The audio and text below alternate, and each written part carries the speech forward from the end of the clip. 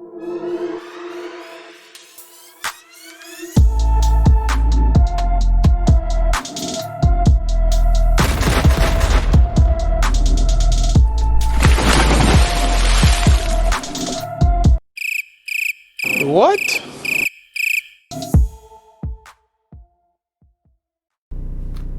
Yo, what's going on, guys? This is Hot News and Not News. This is the segment where we go over the latest news in the world of sports, and we decide whether if it's hot news, and if it is, we're going to talk about it, and if it's not, we're going to keep it pushing. All right, guys. I definitely want to start off with that. One of the biggest headlines from the past weekend. The Staples Center is no longer going to be called the Staples Center, and they're going to change their name to the Crypto.com Arena. Is this news to me? Yes, only because of what happened in Staples Center. It's just so iconic of a name. Growing up, it's always been the Staples Center. You know what they were talking about when we talk about the Staples Center. It's one of the most recognized places in all of sports. It's almost as big as Madison Square Garden changing their name. That, to me, because that's, again, one of the biggest places, in the world of sports. Heinz Field. I mean, MSG. Staples Center. Those places should never change. The name, at least, if you're going to rebuild it, then rebuild it. Get a new stadium, something. But that's just wild. I like the licensing deals. Things do change, but shouts out to everything that's happened in Staples Center. Thank you for all the memories there.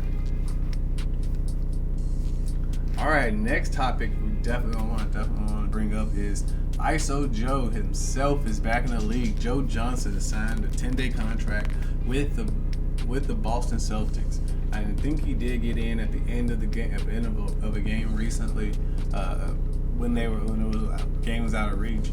But I'm glad to see him back in the league. I think this is definitely some type of news, only because of COVID. There's guys that were not given chances, like Isaiah Thomas or Lance Stevenson, that had to go overseas or do other things to play because they were not given the proper opportunities to continue their careers in the NBA. I would like to see some people like a Jeremy Lin get another chance as well. He's doing good in the G League. I would also like to see maybe Jamal Crawford get back in. There's a couple other people that definitely going to get workouts and chances.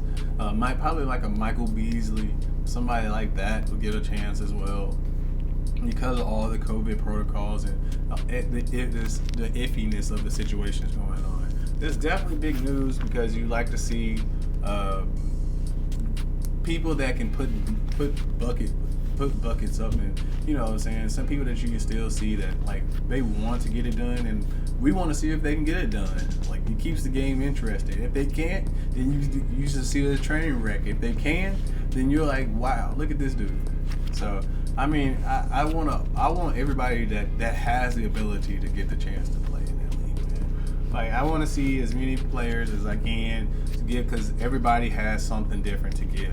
Lance Stevenson has something different to give than Isaiah Thomas or Jamal Crawford or Jeremy Lin. So I love to see every different style that these players bring to the game, and we're just gonna I just think that it's always going to be a good thing for the NBA.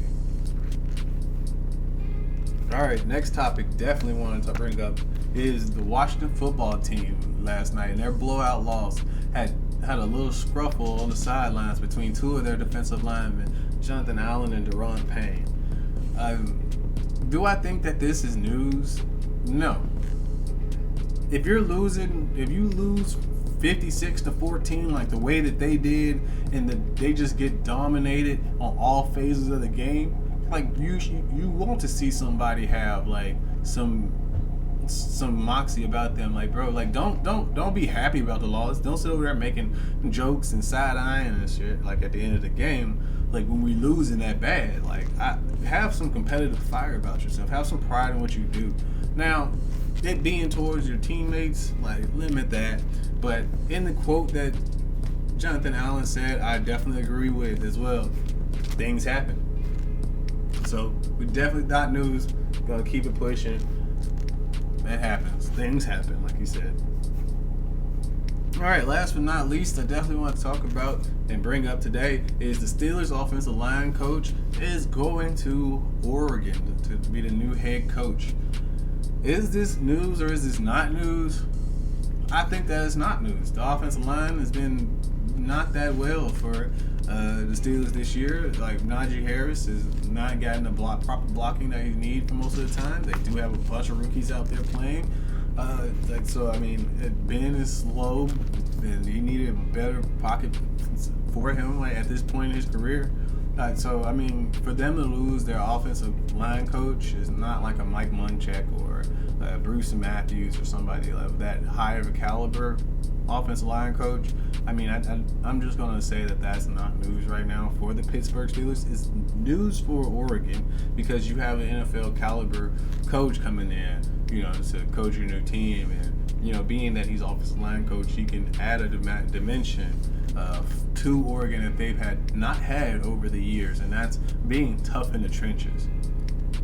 So, I mean, from the NBA and NFL standpoint, it's not news because it is offensive line coach that you probably promote like a position coach up in between there and be just good.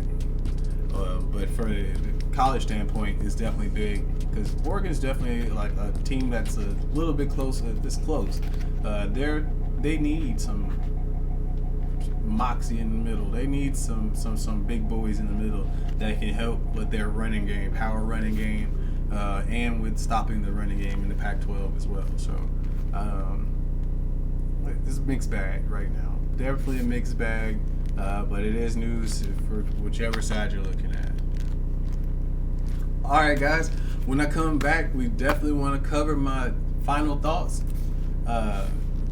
Check it out, man.